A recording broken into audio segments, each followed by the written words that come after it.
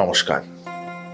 সাধের লাউ বানাইলি মোরে বৈরাগী, লাউয়ের আগা খাইলাম, ডগাগো খাইলাম, লাউ দিয়া বানাইলাম ডুগডুগি। সত্যি লাউয়ের মতো সুন্দর সবজি বিশেষ করে এই গরমের দিনে খুব কম হয়। মন প্রাণ একদম জুড়িয়ে যায়, সে আপনি লাউ ঘন্ট খান অথবা লাউ চিংড়ি। লাউ চিংড়ি বলতেই আবার গোপাল ভাঁড়ের গল্প মনে পড়ে, তাই না?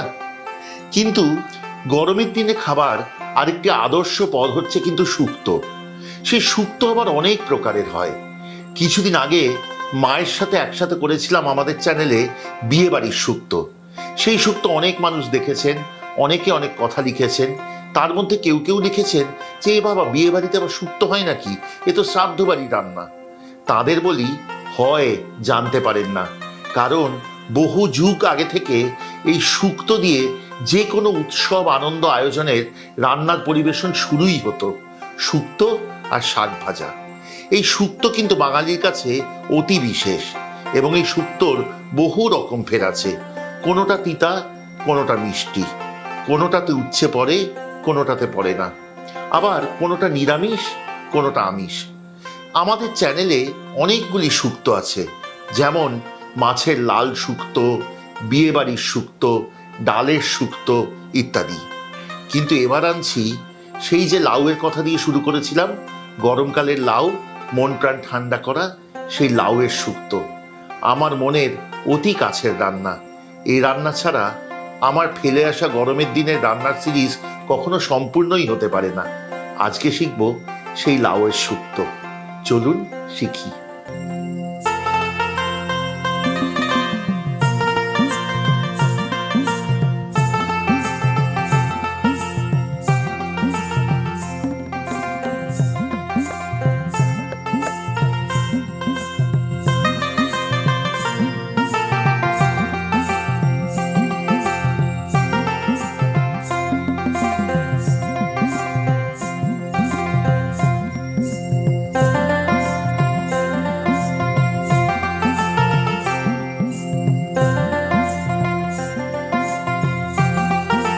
প্রথমেই বলি, লাউয়ের শুক্তো কিন্তু একেবারে বিশুদ্ধ নিরামিষ।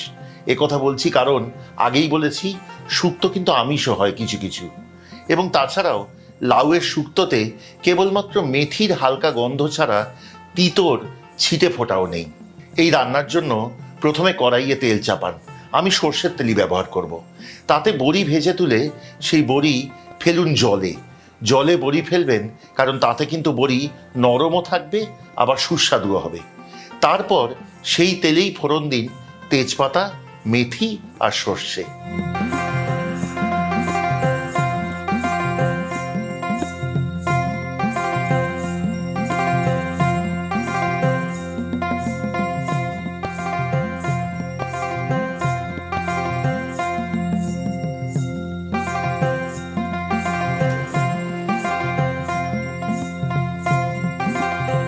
তেজপাতায় রং ধরেছে, এবারেতে দিয়ে দিন 1 চা চামচ পরিমাণ মেথি এবং সমপরিমাণ সর্ষে। সর্ষে মেথির সুগন্ধ বেরোলে এতে ছেড়ে দিন ঝিরি করে কাটা লাউ।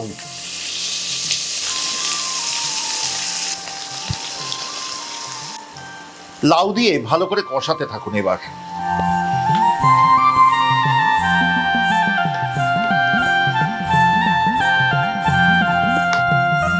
এই সময় কিন্তু দুটি কথা আপনাদের বলা প্রয়োজন। প্রথমত, লাউয়ের শুক্তো কিন্তু খুব কম তেলের হালকা রান্না, কাজেই বেশি তেল দিলে এই রান্নার যেমন হালকা ভাব নষ্ট হবে, তেমনি খেতেও তেমন ভালো লাগবে না।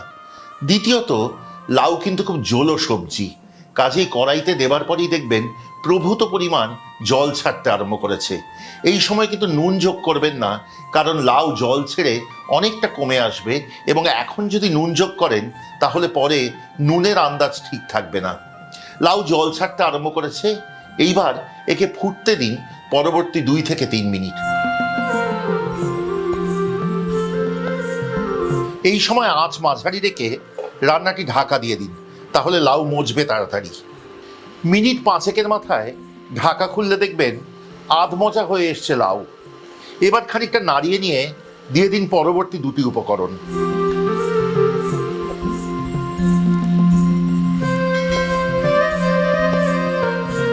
প্রথমে এতে দিন 1 টেবিল চামচ আদা বাটা এবং তারই সাথে 1 টেবিল চামচ পরিমাণ রাঁধুনি বাটা।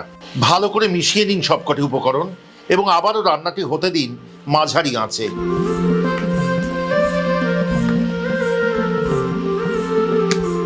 আদা রাঁধুনি বাটা দেবার পর আবার মিশিয়ে নিয়ে রান্নাটি ঢাকা দিয়ে মাঝারি আঁচে হতে দিন পরবর্তী 5 থেকে 7 মিনিট।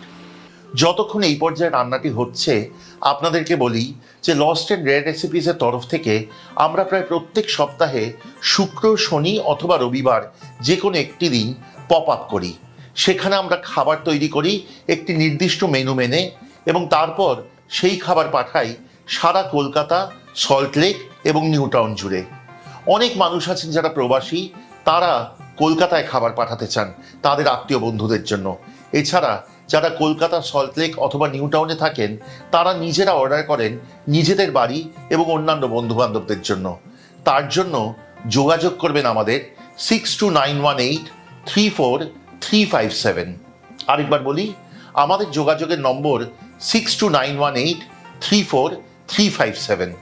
এমন যদি হয় যে এই পপ আপ ছাড়া আপনারা অন্য কোনো সময় খাবার অর্ডার করতে চান তাহলে তাও করতে পারেন 2 দিন আগে থেকে এই একই নম্বরে। যদি কোনো প্রশ্ন থাকে তাও রাখতে পারেন এই একই নম্বরে।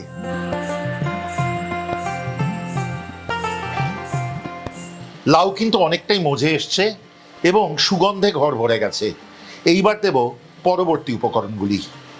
এইবার এই রান্নায় যোগ করুন 1 টেবিল চামচ পোস্ত বাটা, 1 টেবিল চামচ পরিমাণ কালো সর্ষে বাটা, তার সাথে দিন স্বাদ অনুসারে নুন। এই কথা মাথায় রেখে যে এই লাউ কিন্তু আরও খানিকটা মজবে। এর সাথে দিয়ে দিন আগে থেকে ভেজে রাখা বড়ি।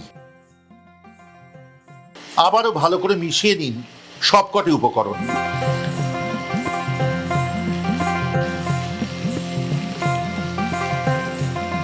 লাউয়ের শুক্তোতে মনে রাখবেন না আছে ঘিয়ের ব্যবহার, না আছে দুধ। এই রান্নাটি কিন্তু প্রায় শেষ পর্যায়ে এসে গেছে। আপনাদেরকে জিজ্ঞেস করব কেমন লাগলো আজকের পর্বটি এবং তার সাথেই জানান আমাদের এই চ্যানেলের অন্যান্য পর্বগুলি কেমন লাগে। লিখে পাঠান আমাদের কমেন্টে। যদি ভালো লাগে তাহলে অবশ্যই আত্মীয় বন্ধুদের মাঝে শেয়ার করবেন, কারণ সেভাবেই কিন্তু বেঁচে থাকবে এই সব রান্নাগুলি, বেঁচে থাকবে আমাদের এই অতুল ঐশ্বর্য। যদি ভালো লাগে সাবস্ক্রাইব করে সঙ্গে থাকবেন, খুব আনন্দ পাবো। আর যদি মনে করেন আমাদের চ্যানেলের সব রান্নার নোটিফিকেশন সবচেয়ে আগে পৌঁছবে আপনাদের কাছে, তাহলে অবশ্যই বেল আইকনটি টিপে দিতে ভুলবেন না। এইবার রান্না শেষ করার পালা। এই লাউয়ের শুক্তোয় একটু মিষ্টি ভাব ভালো লাগে। শেষ করব প্রায় 1.5 টেবিল চামচ পরিমাণ চিনি দিয়ে। এই নিরামিষ রান্নাটিতে আপনি যদি মিষ্টি আরেকটু বেশি খেতে চান তাহলে আরেকটু বেশি চিনিও যোগ করতে পারেন। এই রান্না এরপর হতে দিন পরবর্তী 1.5 থেকে 2 মিনিট। অবশ্যই পরিবেশন করবেন গরম ভাতের সাথে।